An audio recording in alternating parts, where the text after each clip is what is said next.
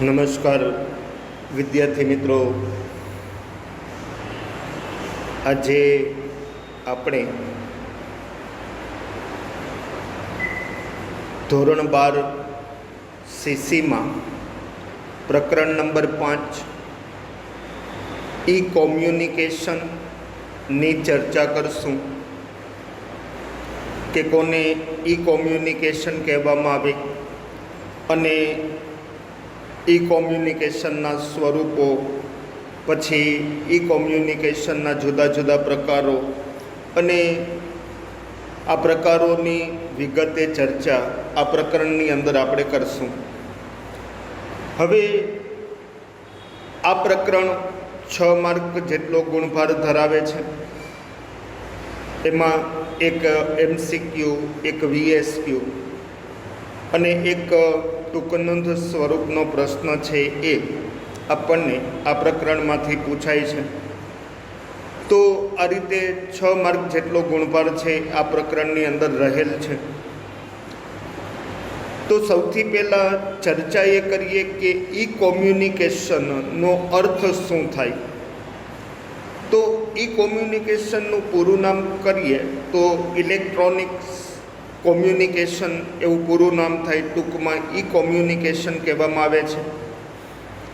હવે ઈ કોમ્યુનિકેશન કોને કહેવામાં આવે તો કે ઇલેક્ટ્રોનિક માધ્યમો અને ઉપકરણો દ્વારા થતા માહિતી સંચારને ઈ કોમ્યુનિકેશન તરીકે ઓળખવામાં આવે છે. એટલે કે જે કંઈ ઇલેક્ટ્રોનિક માધ્યમો છે અને જે કંઈ ઉપકરણો છે, જેને ખાસ કરીને આપણે ઇન્ટરનેટ છે, ઇન્ટરનેટના માધ્યમ દ્વારા જુદા જુદા ઉપકરણો, પછી એ લેપટોપ હોય, કમ્પ્યુટર હોય, મોબાઈલ હોય, લેપટોપ હોય, પછી ટેબ્લેટ હોય, આવા જે કંઈ ઉપકરણો છે તેના ઉપયોગ દ્વારા જે માહિતી સંચારનું કાર્ય થાય છે તેને ઈ કોમ્યુનિકેશન તરીકે ઓળખવામાં આવે છે.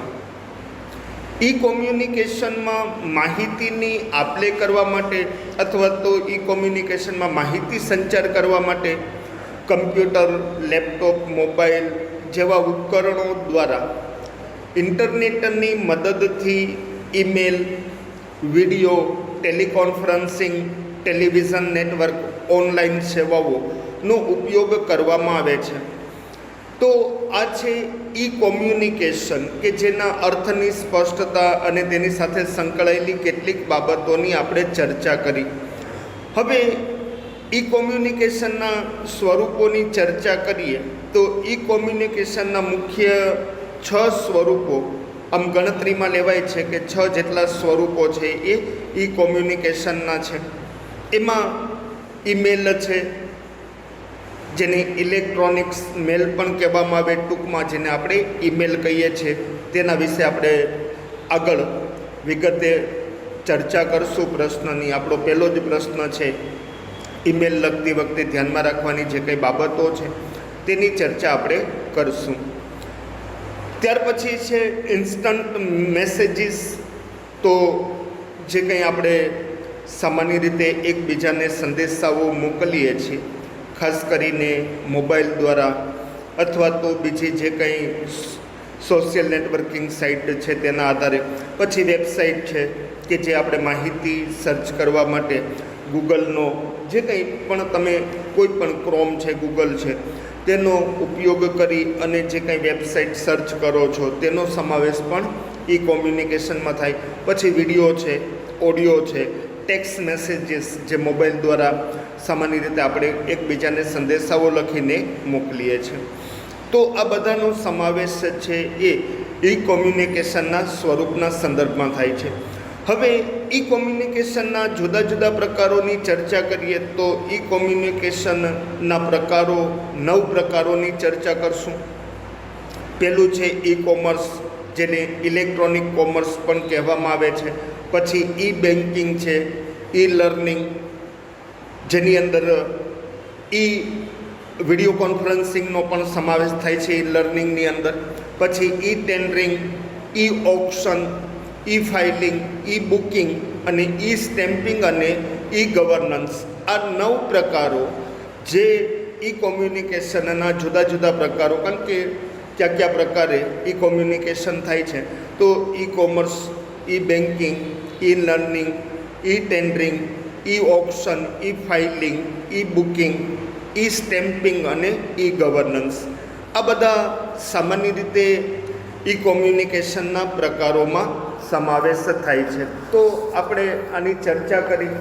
હવે થોડુંક આગળ વધીએ, બાબતોની થોડીક ચર્ચાઓ કરીએ. તો સૌથી પહેલાં આપણે ઈમેલની ચર્ચા કરશું. આપણો પહેલો પ્રશ્ન ઈમેલ લખતી વખતે ધ્યાનમાં રાખવાની બાબતો છે, તો તેની ચર્ચા આપણે કરશું. પછી જુદા જુદા પ્રકારો આગળ એક પ્રશ્ન સ્વરૂપે તેની પણ આપણે ચર્ચા કરશું. તો ઈમેલ કોને કહેવાય? ઈમેલ એટલે શું? તો કે ઇલેક્ટ્રોનિક માધ્યમો અને ઉપકરણો દ્વારા માહિતી અને સંદેશાઓની આપલે થતી હોય તેવા પત્ર વ્યવહારને ઈમેલ તરીકે ઓળખવામાં આવે છે. એટલે કે ઇલેક્ટ્રોનિક જે કંઈ માધ્યમો છે, ઇન્ટરનેટ છે, પછી ઇલેક્ટ્રોનિક ઉપકરણો છે, જેમ કે ખાસ કરીને કમ્પ્યુટર છે, ટેબ્લેટ છે, લેપટોપ છે, ત્યાર પછી મોબાઈલ છે, વગેરેનો ઉપયોગ કરી માહિતી અને સંદેશાની જે આપલે થતી હોય છે તેવા પત્ર વ્યવહારને ઈમેલ તરીકે ઓળખવામાં આવે છે. હવે એક બાબત યાદ રાખજો, ઈમેલને ટપાલ વગરની કાગળ વગરની ટપાલ તરીકે પણ ઓળખવામાં આવે છે. કારણ કે જેમ સામાન્ય રીતે આપણે કોઈની સાથે પત્ર વ્યવહાર કરીએ છીએ, તો તે પત્ર વ્યવહારની અંદર ખાસ કરીને આપણે કાગળનો પેનનો ઉપયોગ કરી અને સંદેશો લખી અને એકબીજાને માહિતીની આપલે કરીએ છીએ. જ્યારે ઈમેલની અંદર ઈમેલ મોકલવા કે મેળવવા માટે કાગળની જરૂર નથી પડતી. ઇલેક્ટ્રોનિક જે કંઈ સાધનો હોય છે તેના ઉપર તમે સંદેશો ટાઈપ કરી શકો છો, માહિતી ટાઈપ કરીને મોકલી શકો છો. ઇન્ટરનેટનો ઉપયોગ કરી અને એક વ્યક્તિ બીજાને સંદેશાની આપલે એકબીજાને કરી શકે છે, જેમાં કાગળનો ઉપયોગ નથી થતો. એટલા જ માટે વર્તમાન સમયની અંદર ઈમેલને કાગળ વગરની ટપાલ તરીકે પણ ઓળખવામાં આવે છે. તો આગળ આપણે ઈમેલ લખતી વખતે ધ્યાનમાં રાખવાની જે કંઈ બાબતો છે તેની વિગતે ચર્ચા કરશું. ત્યાર પછી આપણે બાકીના પ્રશ્નોની. નમસ્કાર વિદ્યાર્થી મિત્રો, આપણે ધોરણ 12માં સેસી વિભાગમાં પ્રકરણ નંબર 5 ઈ કોમ્યુનિકેશનની ચર્ચા કરીએ છીએ. આપણો પહેલો પ્રશ્ન છે ઈમેલ લખતી વખતે ધ્યાનમાં રાખવાની બાબતો જણાવો. તો હવે ઈમેલ કોને કહેવાય અને ઈમેલ લખતી વખતે કઈ કઈ બાબતોની કાળજી લેવી પડે છે અથવા તો કઈ કઈ બાબતો છે ધ્યાનમાં લેવી પડે છે, 14 મુદ્દાઓની ચર્ચા કરશું. સૌથી પહેલાં ઈમેલના અર્થની સ્પષ્ટતા કરી લઈએ. ઇલેક્ટ્રોનિક માધ્યમો અને ઉપકરણો દ્વારા માહિતી અને સંદેશાની આપલે થતી હોય તેવા પત્ર વ્યવહારને ઈમેલ તરીકે ઓળખવામાં આવે છે. એટલે કે ઇલેક્ટ્રોનિક માધ્યમો અને સાધનો દ્વારા માહિતી અને સંદેશાઓની લેવડ દેવડ કરવાની પ્રક્રિયાને ઈમેલ તરીકે ઓળખવામાં આવે છે. ઈમેલને ઘણા લોકો કાગળ વગરની ટપાલ તરીકે પણ ઓળખે છે. કારણ કે સાદી ટપાલમાં જેમ કાગળનો ઉપયોગ કરી અને માહિતી અને સંદેશાઓની આપલે કરી શકાય છે, પરંતુ ઈમેલમાં કાગળની જરૂર નથી પડતી. કાગળ વગર છે એ કમ્પ્યુટર સ્ક્રીન ઉપર અથવા તો મોબાઈલ સ્ક્રીન ઉપર સંદેશાઓ ટાઈપ કરીને આપણે ઇલેક્ટ્રોનિક માધ્યમો એટલે કે ઇન્ટરનેટના માધ્યમથી જે ઈચ્છિત વ્યક્તિ હોય છે તેને સંદેશો પહોંચાડી શકીએ છીએ. સંદેશો મેળવ્યા પછી તે વ્યક્તિને ટપાલ વાંચવા માટે કાગળની જરૂર નથી પડતી. એ પોતાના લેપટોપ ઉપર, કમ્પ્યુટર સ્ક્રીન ઉપર કે પછી મોબાઈલની સ્ક્રીન ઉપર સંદેશો છે એ વાંચી શકે છે. આથી કહેવાય છે કે ઈમેલને કાગળ વગરની ટપાલ તરીકે પણ ઓળખવામાં આવે છે. તો હવે આપણે ચર્ચા એ કરવાની છે કે જ્યારે કોઈ પક્ષકાર ઈમેલ લખે છે ત્યારે ઈમેલ લખતી વખતે કોઈ વ્યક્તિ હોય, કોઈ ધંધાદારી પેઢી હોય કે સંસ્થા હોય, તો કઈ કઈ બાબતો છે એ ધ્યાનમાં રાખવી પડે છે. તો ધ્યાનમાં રાખવાની બાબતોની ચર્ચા કરીએ તો સૌથી પહેલી બાબત છે ઈમેલ લખનાર અને મેળવનારના પત્ર વ્યવહારના સરનામાને બદલે ઈમેલ એડ્રેસનો ઉપયોગ થાય છે. સાદી ટપાલમાં આપણે જોઈએ છીએ કે જ્યારે પત્ર વ્યવહાર કરવામાં આવે છે, ટપાલ લખવામાં આવે છે, ત્યારે ટપાલ લખતી વખતે જેને આપણે ટપાલ લખીએ છીએ તેનું પૂરું સરનામું હોવું જરૂરી છે, કારણ કે જેના સુધી આપણે ટપાલ પહોંચાડવી છે તે વ્યક્તિનું પૂરું સરનામું હોવું જરૂરી છે. તો લખનાર અને મેળવનાર બંને પક્ષકારોના સરનામાની માહિતી હોવી જરૂરી છે, તો જ બંને પક્ષકારો વચ્ચે પત્ર વ્યવહાર થઈ શકશે. તો એવી જ રીતે ઈમેલમાં આપણે જે ટપાલમાં સરનામા લખીએ છીએ તેવા સરનામાની જરૂર નથી હોતી, પરંતુ ઈમેલ આઈડી જેને આપણે પૂરું નામ કહીએ તો ઈમેલ એડ્રેસ જેને કહેવાય છે, તો બંને પક્ષકારો જે ઈમેલ લખે છે અને જે મેળવે છે બંને પક્ષકારો પાસે માહિતીની આપલે ત્યારે જ શક્ય બનશે જ્યારે બંને પક્ષકારો પાસે ઈમેલ આઈડી હોય અથવા તો ઈમેલ એડ્રેસ હોય. તો બંને પક્ષકારો પાસે ઈમેલ એડ્રેસ હોવું જરૂરી છે. આ પહેલી બાબત. નંબર 2, ઈમેલ મેળવનાર એક કરતાં વધુ હોય અને તેમના ઈમેલ એડ્રેસ સીસી એટલે કાર્બન કોપી અંતર્ગત લખવાના હોય છે. આ બાબતમાં બધા મેળવનારને એકબીજા અંગેની જાણ થાય છે. આનો અર્થ એ છે કે ઈમેલ મેળવનાર, કારણ કે આપણે જ્યારે કોઈ ટપાલ લખીએ છીએ તો એક કરતાં વધુ પક્ષકારને તેની આપણે નકલ મોકલતા હોઈએ અથવા તો એક કરતાં વધુ પક્ષકારને ટપાલ લખતા હોઈએ છીએ, ત્યારે નકલ રવાનામાં આપણે સાદી ટપાલમાં દર્શાવીએ છીએ કે આ જે ટપાલ છે એ બીજા કોને મોકલવામાં આવી છે.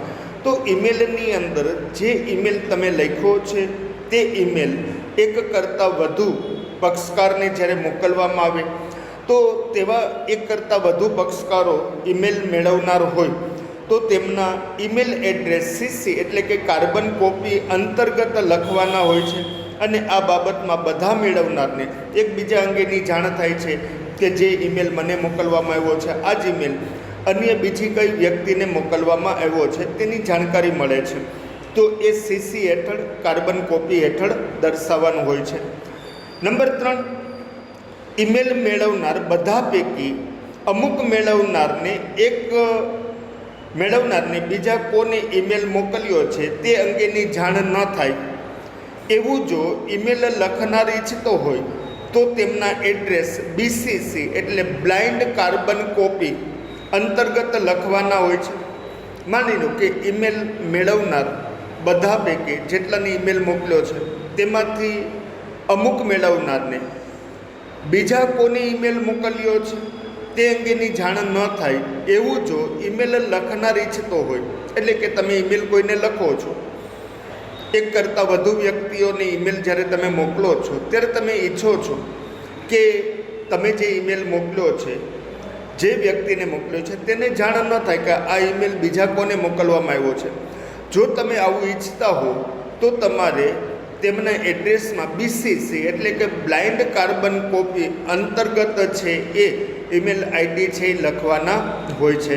તો આ છે ત્રીજી બાબત. નંબર 4, ઈમેલમાં તારીખ અને સમયનો અલગથી ઉલ્લેખ કરવાનો હોતો નથી.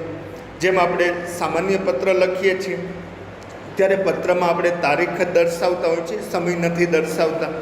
તો જ્યારે આપણે તારીખ દર્શાવીએ છીએ તો આપણે અલગથી પત્રની અંદર તેનો ઉપયોગ કરવો પડે છે અથવા તો તારીખ લખવી પડે છે. જ્યારે ઈમેલની અંદર તારીખ અને સમયનો અલગથી ઉલ્લેખ કરવો પડતો નથી, પરંતુ ઈમેલની પ્રથા મુજબ જે કંઈ ઈમેલની સિસ્ટમ છે એ સિસ્ટમ અનુસાર તારીખ અને સમય આપોઆપ આવી જાય છે, લખવાની જરૂર નથી. માની લો તમે ઈમેલ લખો છો તો તમારે અલગથી તારીખ દર્શાવવાની જરૂર નથી, સમય દર્શાવવાની જરૂર નથી, કારણ કે ઈમેલની સિસ્ટમ કે જે પ્રથા છે એ પ્રથા મુજબ ઓટોમેટિક છે એ તારીખ અને સમય છે ઈમેલની અંદર લખાઈ જશે. ત્યાર પછી 5મી બાબત છે ઈમેલમાં વિષય અને સંદર્ભ અવશ્ય લખવો જોઈએ. જ્યારે તમે ઈમેલ લખો છો ત્યારે ઈમેલની અંદર તમે વિષય દર્શાવવો પડે છે, સંદર્ભ છે એ જરૂરથી લખવો પડે છે. તો કયા વિષય ઉપર તમે ઈમેલ લખો છો, અને કયા સંદર્ભે ઈમેલ લખો છો તો તેની નોંધ ઈમેલમાં કરવી જરૂરી છે. ત્યાર પછી ઈમેલમાં સંબોધન હોવું જરૂરી છે. જેમ આપણે પત્ર લખનાર અને મેળવનાર વચ્ચેના જે કંઈ સંબંધો છે તે સંબંધોના આધારે જે કંઈ શુભેચ્છા દર્શક સંબોધન જે લખવામાં આવે છે તે ઈમેલની અંદર પણ સંબોધન હોવું જરૂરી છે. જેમ કે સાહેબ શ્રી છે, માનનીય છે, શ્રીમાન છે. તો જે સંબોધન તમારે કરવું હોય એટલે કે પત્ર લખનાર મેળવનાર વચ્ચેના સંબંધો ઉપર સંબોધન આધાર રાખે છે તો ઈમેલમાં સંબોધન કરવું જરૂરી છે. ઈમેલનું લખાણ ખૂબ જ ટૂંકું અને સ્પષ્ટ હોવું જોઈએ. કારણ કે જે કંઈ તમે ઈમેલ લખો છો, ઈમેલમાં જે કંઈ બાબતો લખો છો તો હંમેશા ઈમેલનું જે લખાણ છે એ ટૂંકમાં હોવું જોઈએ અને જે કંઈ બાબતો તમે દર્શાવવા માંગો છો તે સ્પષ્ટપણે તમે ઈમેલમાં દર્શાવવી જોઈએ. તો લખાણ છે એ લંબાણપૂર્વકનું ન હોવું જોઈએ. નંબર 8, ઈમેલના અંતમાં ઈમેલ મોકલનારે પોતાનું નામ, કંપની તથા સંપર્કની વિગતો લખવી જોઈએ. કારણ કે છેલ્લે જ્યારે ઈમેલ પૂરો થશે તો ઈમેલ લખનાર પોતાનું પૂરું નામ છે દર્શાવી શકે છે. પછી કંપની હોય, પેઢી હોય, સંસ્થા હોય તો તેની વિગતો આપી શકે છે. સંપર્કની વિગતો એટલે કે મોબાઈલ, ટેલિફોન નંબર છે એ મોકલવામાં આવશે. તો આ બધી વિગતો છે ઈમેલ લખાઈ ગયા પછી ઈમેલના અંતમાં છે એ ઈમેલ મોકલનાર છે એ પોતાનું નામ, કંપની, સંસ્થા, પેઢી અને જે કંઈ સંપર્કની વિગતો છે તે દર્શાવે છે. નંબર 9, સંપર્કની આ વિગતો સહીના ભાગરૂપે પહેલેથી તૈયાર કરી હોય તો દરેક ઈમેલમાં આપોઆપ સામેલ થઈ જશે. કારણ કે ઘણી વખત તમે જ્યારે કોઈ બાબતને એક કરતાં વધુ ઈમેલમાં દર્શાવવા માંગતા હો તો જરૂરી છે કે જે કંઈ સહીના ભાગરૂપે જે કંઈ સંપર્કની વિગતો છે, મોકલનારનું જે કંઈ નામ છે એ પહેલેથી જ જો તૈયાર કરીને તમે બાબતો રાખી હોય તો દરેક ઈમેલમાં આપોઆપ છે આ બાબત છે એ સામેલ થઈ જતી હોય છે. એટલે કે તેની અંદર સમાવેશ થઈ જતી હોય છે. નંબર 10, ઈમેલમાં જોડાણ તરીકે લેખિત, દ્રશ્ય, શ્રાવ્ય અને ચિત્રો પણ મોકલી શકાય છે. જેમ આપણે પત્રની સાથે બિડાણ સ્વરૂપે જે કંઈ માહિતી મોકલીએ છીએ તે રીતે ઈમેલમાં પણ જોડાણ તરીકે તમે માહિતી મોકલી શકો છો. પછી કોઈ લેખિત સ્વરૂપની માહિતી હોય, કોઈ ડોક્યુમેન્ટ્સ હોય અથવા તો દ્રશ્ય, શ્રાવ્ય, ઓડિયો, વિડીયો તમે મોકલવા માંગતા હો તો એ મોકલી શકો છો. ચિત્રો એટલે કે ફોટાઓ પણ મોકલી શકાય છે.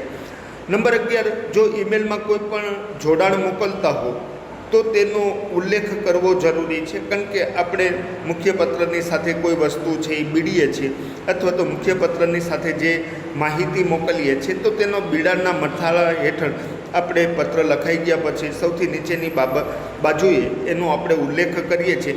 તો એવી જ રીતે ઈમેલની અંદર પણ જો તમે જોડાણ મોકલતા હો તો તેનો ઉલ્લેખ કરવો જરૂરી છે. તો નંબર 12, ઈમેલ મોકલતા પહેલાં એક વખત ફરીથી ઈમેલનું લખાણ વાંચ્યા બાદ જ ઈમેલ મોકલવો જોઈએ. ઘણી વખત ઘણા લોકો છે એ જે કંઈ માહિતી ઈમેલમાં દર્શાવી છે તેને ફરી વખત વાંચવાની તસદી નથી લેતા અને ઉતાવળથી માહિતી છે એ મોકલી દેતા હોય છે.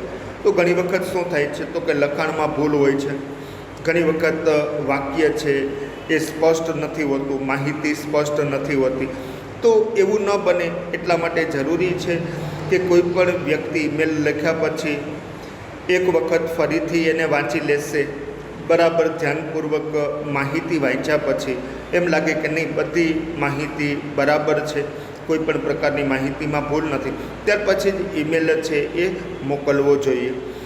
નંબર 13, ઈમેલ મોકલનાર ઈમેલ મેળવનાર પાસેથી કેવી રીતે જવાબની અપેક્ષા રાખે છે તેનો ઉલ્લેખ પણ ઈમેલમાં કરવો જોઈએ. કારણ કે આપણે જ્યારે કોઈને પત્ર લખીએ છીએ તો પત્રમાં અંતમાં આપણે દર્શાવીએ છીએ કે તેની પાસે કઈ બાબતની આપણે અપેક્ષાઓ રાખીએ છીએ. તો ઈમેલ જ્યારે કોઈ વ્યક્તિ મોકલે છે અને જેને મોકલવામાં આવ્યો છે તે વ્યક્તિ પાસેથી કેવી રીતે જવાબની અપેક્ષા છે એ પોતે રાખે છે તેનો ઉલ્લેખ છે, તેની બાબતો છે ઈમેલમાં દર્શાવી જોઈએ. જેમ કે ઝડપથી જવાબ પાઠવશો, તાત્કાલિક જવાબ આપશો, ઝડપથી કાર્યવાહી કરશો. તો આવી જે કંઈ બાબતો હોય છે તે દર્શાવવામાં આવે છે. અને છેલ્લું, જો પત્ર વ્યવહાર ઈમેલથી થતો હોય તો ઈમેલ મોકલનારની સહીની કોઈ જરૂર રહેતી નથી. તો મોટાભાગે આપણે જોઈએ તો ઈમેલમાં સહી નથી હોતી. જો પત્ર વ્યવહાર ઈમેલથી જ થતો હોય તો ઈમેલ મોકલનારની સહીની કોઈ જરૂર રહેતી નથી. તો આ 14 મુદ્દાઓ છે કે જે ઈમેલ લખતી વખતે ઈમેલ લખનાર, ઈમેલ મોકલનાર વ્યક્તિએ ધ્યાનમાં લેવા પડે છે. જો તમે સારી રીતે પત્ર વ્યવહાર કરવા માંગતા હો, સારી રીતે તમે ઈમેલ મોકલવા માંગતા હો તો જરૂરી છે કે ઈમેલ લખતી વખતે આ 14 મુદ્દાઓને ધ્યાનમાં રાખવા જરૂરી છે. જો આ 14 બાબતોને ધ્યાનમાં રાખવામાં આવશે તો સારી રીતે ઈમેલ દ્વારા પત્ર વ્યવહાર અથવા તો માહિતીની આપ-લે કરી શકાશે. તો નવા પ્રશ્નની નવા વિડીયોમાં ચર્ચા કરશું.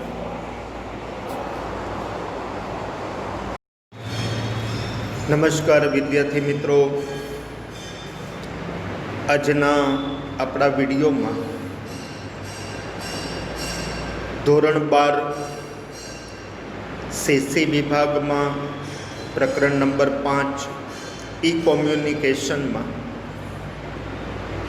આજે આપણે પ્રશ્ન નંબર 3ની ચર્ચા કરશું. આપણો પ્રશ્ન છે, ઈ ટેન્ડરિંગ વિશે વિગતવાર જણાવો. તો ઈ ટેન્ડરિંગની ચર્ચા કરીએ તે પહેલાં સૌપ્રથમ ટેન્ડરિંગ વિશે સમજીએ, પછી ઈ ટેન્ડરિંગ કોને કહેવામાં આવે અથવા તો ઈ ટેન્ડરિંગ કોને કહેવાય તેની ચર્ચા કરશું. કોઈ પણ સંસ્થા દ્વારા બાંધકામ અથવા મોટા જથ્થામાં માલ સામાન કે કાર્ય કે સેવાઓ મેળવવા જાહેરાત આપવામાં આવે છે. તે કામકાજ માટે ઘણી બધી સંસ્થાઓ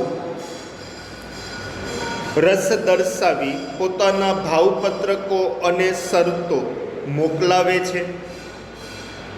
ત્યાર પછી જે તે પેઢી કે સંસ્થાને કામ કરવાનો પરવાનો આપવામાં આવે તેને ટેન્ડરિંગ કહેવામાં આવે છે. ખાસ કરીને આપણે જોઈએ, આ બાબતને સમજાવવા માટે થોડાક સરળ શબ્દોમાં કહું છું કે તમે જોયું હશે કે સરકારી ખાતાઓની અંદર જ્યારે મોટા પ્રમાણમાં માલ સામાનની ખરીદી કરવી હોય અથવા તો કોઈ કાર્ય કરાવવું હોય, કોઈ સેવા પ્રાપ્ત કરવી હોય તો સરકાર દ્વારા સામાન્ય રીતે કોઈ માલ સામાન, સેવા કે કાર્ય કરાવવા માટે પોતે વર્તમાન પત્રોની અંદર અથવા તો પોતાની વેબસાઇટ ઉપર જાહેરાતો આપશે અને જે લોકો કામકાજ કરવા માંગતી જે કંઈ સંસ્થાઓ છે, ચીજ વસ્તુઓ પૂરી પાડતી જે કંઈ પેઢીઓ છે, એકમો છે, એ પોતાનો રસ દર્શાવશે.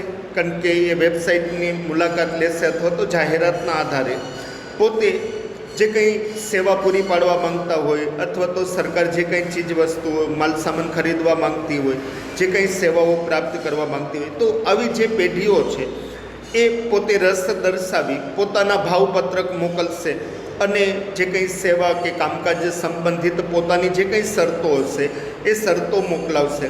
ત્યાર પછી જે તે પેઢી કે સંસ્થાને કામ કરવાનો પરવાનો આપવામાં આવે તેને ટેન્ડરિંગ તરીકે ઓળખવામાં આવે છે. કારણ કે તમે જોશો તો સરકાર જે કંઈ સેવાઓ પૂરી પાડનાર, માલસામાન પૂરી પાડનાર જે કંઈ સંસ્થાઓ, પેઢીઓ, એકમો છે તેના ભાવપત્રકમાં જો ભાવ વ્યાજબી હશે, જે કંઈ સેવાઓ કે માલસામાન પૂરા પાડવા સંબંધિત પોતાની જે કંઈ શરતો હશે એ શરતો વ્યાજબી હશે તો સરકાર જેની શરતો અને ભાવ વ્યાજબી હશે તેને આ કામ કરવાનો કે માલસામાન પૂરો પાડવાનો પરવાનો છે એ આપે છે. તેને ટેન્ડરિંગ તરીકે ઓળખવામાં આવે છે. હવે ઈ ટેન્ડરિંગ કોને કહેવાય તેની ચર્ચા કરીએ. જ્યારે ટેન્ડરિંગની સમગ્ર પ્રક્રિયા એટલે કે આ જે ટેન્ડર સંબંધિત જે કંઈ બાબતો છે એ ટેન્ડરિંગની સમગ્ર જે પ્રક્રિયા છે ઓનલાઈન કરવામાં આવે ત્યારે તેને ઈ ટેન્ડરિંગ તરીકે ઓળખવામાં આવે છે. એટલે કે ટેન્ડરિંગની સમગ્ર જે કંઈ પ્રક્રિયાઓ છે એ પ્રક્રિયાઓ સામાન્ય રીતે ઓનલાઈન કરવામાં આવે, ઇન્ટરનેટના માધ્યમથી અને ઇલેક્ટ્રોનિક સાધનો દ્વારા જ્યારે આ સમગ્ર પ્રક્રિયા કરવામાં આવે તો તેને ઈ ટેન્ડરિંગ તરીકે ઓળખવામાં આવે છે.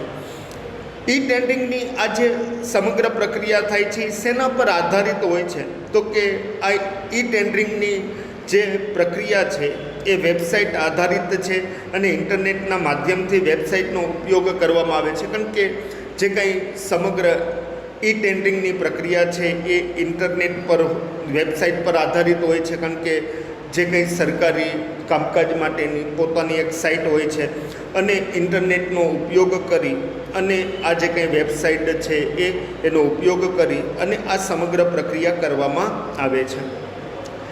ઈ ટેન્ડરિંગને બીજી કઈ રીતે ઓળખાવી શકાય? તો કે ઈ ટેન્ડરિંગને ભાવપત્રક મોકલવાની વિનંતી કરતા પત્ર તરીકે પણ ઓળખાવી શકાય. કારણ કે સામાન્ય રીતે આમાં બાબતે જે છે ટેન્ડર જે બહાર પાડવામાં આવે છે તો એની અંદર જે કંઈ સેવાઓ પૂરી પાડનાર, કાર્ય કરનાર અથવા તો માલ સામાન પૂરો પાડનાર જે કંઈ એકમો, પેઢીઓ, સંસ્થાઓ છે એને ભાવપત્રક મોકલવાની વિનંતી કરવામાં આવે છે. અને આ જે કંઈ સંસ્થાઓ, પેઢીઓ છે એ પોતાના ભાવપત્રક અને જે કંઈ શરતો છે એ શરતો સામાન્ય રીતે આ પત્ર દ્વારા મોકલે છે. તેથી ભાવપત્રક મોકલવાની વિનંતી કરતા પત્ર તરીકે પણ એને ઓળખવામાં આવે છે. ત્યાર પછી ઈ ટેન્ડર્સ આમંત્રિત નોટિસમાં કયું એડ્રેસ આપવું ખૂબ જ જરૂરી છે? તો કે ઈ ટેન્ડર્સ આમંત્રિત નોટિસમાં સંસ્થાની વેબસાઇટનું એડ્રેસ આપવું જરૂરી છે. કારણ કે જે લોકોને સંપર્ક કરવાનો છે, ભાવપત્રક મોકલવાના છે અથવા તો જે કંઈ પોતાની શરતો છે એ દર્શાવવા માટે વેબસાઇટ એડ્રેસ છે એ ખૂબ જ જરૂરી છે. તો વેબ એડ્રેસ છે એ લોકો મોકલશે. તો ઈ ટેન્ડરિંગ નોટિસમાં રસ ધરાવતી સંસ્થાઓ શું મોકલાવે છે? તો કે ઈ ટેન્ડરિંગમાં રસ ધરાવતી સંસ્થાઓ જે તે કાર્ય કે સેવાઓ માટે પોતાના ભાવપત્રક અને શરતો છે એ મોકલાવે છે. તો ઈ ટેન્ડરિંગનું પૂરું નામ છે એ ઇલેક્ટ્રોનિક્સ ટેન્ડરિંગ છે. તો આપણે હવે ઈ ટેન્ડરિંગના સંદર્ભમાં વિગતે ચર્ચા કરીએ તો ઈ ટેન્ડરિંગની અંદર જે કંઈ બાબતોની ચર્ચા કરવાની છે, થોડીક પ્રાસ્તાવિક બાબતોની આ બધા ટૂંકા પ્રશ્નો હતા કે જે આપણને 1 અથવા તો 2 માર્કમાં ઘણી વખત નાના મોટા પ્રશ્નો છે પૂછાતા હોય છે. તો એનો પણ ખ્યાલ રાખો. હવે મૂળ પ્રશ્નની ચર્ચા કરીએ છીએ. ઈ ટેન્ડરિંગ વિશે વિગતવાર જણાવું તો હવે ઈ ટેન્ડરિંગની વાત કરીએ તો ઇલેક્ટ્રોનિક ઉપકરણો અને ઇન્ટરનેટના કારણે માહિતી સંચારના ક્ષેત્રે ખૂબ જ મોટા અને ક્રાંતિકારી ફેરફારો થયા છે. કારણ કે આજનો યુગ છે એ માહિતી સંચારના યુગ તરીકે ઓળખાય છે. અને જે માહિતી સંચારના ક્ષેત્રે જે મોટા ક્રાંતિકારી ફેરફારો થયા છે તેના માટે 2 બાબતો ખૂબ જ જવાબદાર છે. એક છે ઇલેક્ટ્રોનિક ઉપકરણો. વર્તમાન સમયમાં અનેક પ્રકારના ઇલેક્ટ્રોનિક ઉપકરણોનો ઉપયોગ છે એ માહિતી સંચાર માટે કરાય છે અને ખાસ કરીને ઇન્ટરનેટ. તો આના કારણે છે એ માહિતી સંચારના ક્ષેત્રમાં ખૂબ જ ક્રાંતિકારી ફેરફારો થયા છે. આધુનિકતાનો પ્રવાહ માહિતી સંચારના ક્ષેત્રને વિકસાવી રહ્યો છે. ઈ કોમ્યુનિકેશનનો ઉપયોગ જુદા જુદા સ્વરૂપમાં અને જુદા જુદા ક્ષેત્રોમાં ખૂબ જ મોટા પ્રમાણમાં થવા માંડ્યો છે. ઈ કોમ્યુનિકેશનના જુદા જુદા પ્રકારોમાં ઈ ટેન્ડરિંગ વિશે નીચે મુજબ વિગતવાર સમજૂતી મેળવશું. તો આજે તમે જોઈ શકો છો કે આધુનિકતાનો જે કંઈ પ્રવાહ છે એ પ્રવાહ માહિતી સંચારના ક્ષેત્રને વિકસાવી રહ્યો છે અને જુદા જુદા સ્વરૂપમાં અને જુદા જુદા ક્ષેત્રોમાં આ ઈ કોમ્યુનિકેશનનો ખૂબ જ મોટા પ્રમાણમાં ઉપયોગ થાય છે. અને ઈ કોમ્યુનિકેશનના જે કંઈ જુદા જુદા ક્ષેત્રો છે એમાં આપણે ઈ ટેન્ડરિંગની ચર્ચા કરવાની છે. તો સૌથી પહેલાં ઈ ટેન્ડરિંગના અર્થની ચર્ચા કરીએ તો ઈ ટેન્ડરિંગનો અર્થ જોઈએ, જે તમે સ્ક્રીન ઉપર જોઈ શકો છો અથવા તો તમને જે કંઈ PDF મોકલવામાં આવી છે તેને તમારે સામે રાખવાની રહેશે. બાબતો જોતા જાજો. જ્યારે ટેન્ડરિંગની સમગ્ર પ્રક્રિયા ઓનલાઈન કરવામાં આવે ત્યારે તેને ઈ ટેન્ડરિંગ કહેવામાં આવે છે. એટલે કે મેં ટેન્ડરિંગ પણ સમજાવ્યું અને ઈ ટેન્ડરિંગની પણ ચર્ચા થઈ. તો જ્યારે ટેન્ડરિંગની જે સમગ્ર પ્રક્રિયા છે એ સમગ્ર પ્રક્રિયા ઓનલાઈન કરવામાં આવે ત્યારે તેને ઈ ટેન્ડરિંગ તરીકે ઓળખવામાં આવે છે અથવા તો ઈ ટેન્ડરિંગ કહેવામાં આવે છે.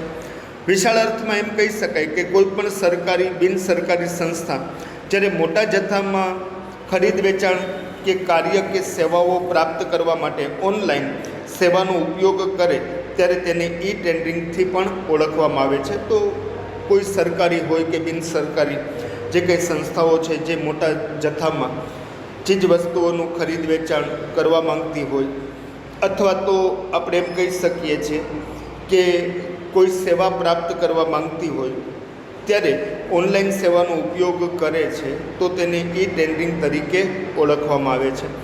તો હવે ઈ ટેન્ડરિંગના ફાયદાઓની ચર્ચા કરીએ અને આપણા પ્રશ્નને આપણે અહીંયા પૂરો કરશું. તો 5 ફાયદાઓની ચર્ચા કરવાની છે કે ભાઈ ઈ ટેન્ડરિંગને કારણે શું ફાયદો થાય છે, તો તેની ચર્ચા કરીએ. તો સૌથી પહેલો ફાયદો છે કે સંસ્થાને યોગ્ય ભાવે અને શરતે માલ સેવાઓ પ્રાપ્ત થાય છે. તો ઈ ટેન્ડરિંગનો મોટો ફાયદો એ છે કે તમે જોઈ શકો છો કે જે સંસ્થા કે જે ચીજ વસ્તુઓ ખરીદવા માંગે છે, કોઈ સેવાઓ મેળવવા માંગે છે, તો સંસ્થાને યોગ્ય ભાવે, વ્યાજબી ભાવે, કારણ કે અનેક સંસ્થાઓ, પેઢીઓ, એકમો પાસેથી ભાવ મંગાવવામાં આવશે, તેમાંથી જે સંસ્થાનો ભાવ વ્યાજબી હશે તેને યોગ્ય ભાવે છે એનું ટેન્ડર છે મંજૂર કરવામાં આવશે. તો જે કંઈ સેવાઓ મેળવવાની છે, માલ સામાન જે કંઈ ખરીદવાનો છે તે યોગ્ય ભાવે મળશે અને શરતે માલ કે સેવાઓ છે એ પ્રાપ્ત થાય છે. તો જે કંઈ સેવાઓ છે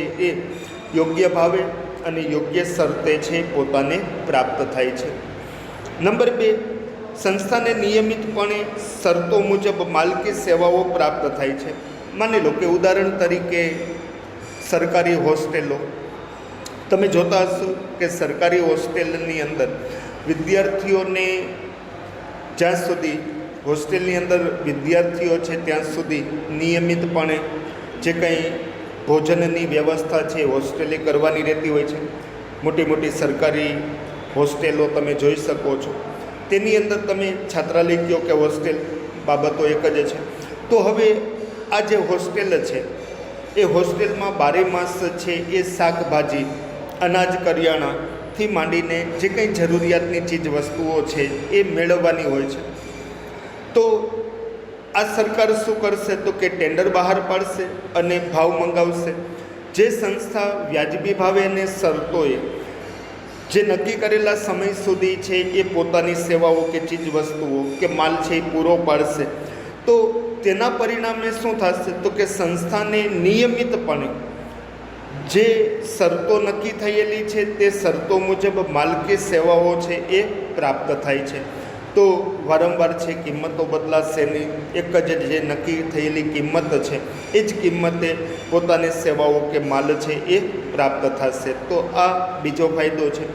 નંબર 3, સંસ્થા ખરીદ વેચાણની પ્રક્રિયા ઝડપથી અને ઓછા ખર્ચે પૂર્ણ કરે છે. તો આ જે કંઈ સંસ્થાઓ છે એ જે કંઈ ખરીદ વેચાણની પ્રક્રિયાઓ છે એ ઝડપથી કરવા માંગતી હોય તો ઈ ટેન્ડરિંગના આધારે ઝડપથી આ પ્રક્રિયા કરી શકાય છે અને ઓછા ખર્ચે આ પ્રક્રિયા છે એ પૂરી કરી શકાય છે.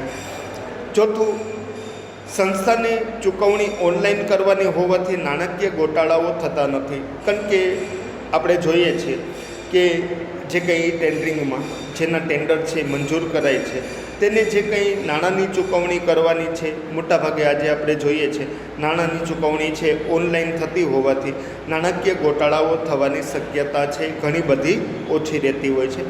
અને છેલ્લી ફાયદાકારક બાબતની ચર્ચા કરેલી, સંસ્થાને ખરીદ વેચાણની પ્રક્રિયાના પેપર વર્કમાંથી મુક્તિ મળે છે. કારણ કે ઇલેક્ટ્રોનિક સાધનો અને માધ્યમો દ્વારા આ સમગ્ર પ્રક્રિયા થતી હોવાથી પેપર વર્ક એટલે કે કાગળનો ઉપયોગ છે એ કાગળ દ્વારા માહિતી સંચારની પ્રક્રિયા કરવાની જરૂર પડતી નથી, જેને આપણે પેપર વર્ક કહીએ છીએ. ખાસ કરીને સરકારી કચેરીઓમાં મોટાભાગે પેપર વર્ક છે એ વધુ થતું હોય છે. તો આ બધી પ્રક્રિયાઓ જ્યારે ઓનલાઈન થતી હોય, ઇલેક્ટ્રોનિક માધ્યમો અને સાધનો દ્વારા થતી હોય તો આ સમગ્ર પ્રક્રિયા જે કંઈ ટેન્ડરિંગની છે એ ખરીદ વેચાણ માટેની જે કંઈ પ્રક્રિયાઓ છે એ પ્રક્રિયા કરવા માટે પેપર વર્ક અથવા તો કાગળનો ઉપયોગ છે એ ખૂબ જ ઓછા પ્રમાણમાં, નહિવત પ્રમાણમાં થાય છે, એટલે પેપર વર્કમાંથી સામાન્ય રીતે મુક્તિ મળે છે. તો આપણો પ્રશ્ન અહીંયા આપણે પૂરો કરીએ છીએ. નવા પ્રશ્નની નવા વિડીયોમાં ચર્ચા કરશું.